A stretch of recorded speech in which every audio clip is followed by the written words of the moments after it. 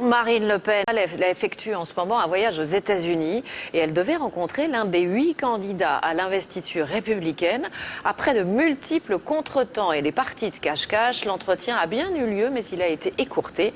La candidate du Front National a aussi voulu montrer du doigt le FMI. Reportage de nos envoyés spéciaux Guillaume Darret, Aaron Daimon, Yann Moine.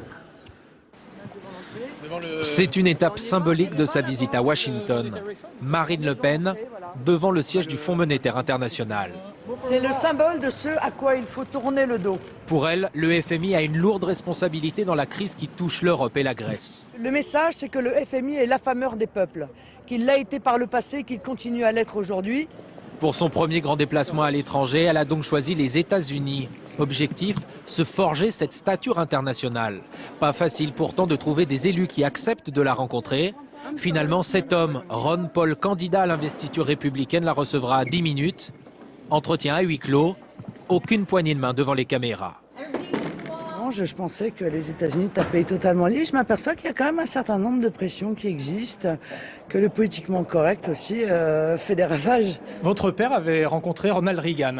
Est-ce que vous regrettez de ne pas avoir rencontré quelqu'un de cette carrure politique ? Écoutez, Ronald Reagan était président à l'époque. Donc effectivement, à part rencontrer M. Obama, sauf que Ronald Reagan et Jean-Marie Le Pen avaient beaucoup de points communs à l'époque. Ils partageaient la même politique, ce qui n'est pas le cas entre M. Obama et moi-même. Autre mission, se faire connaître.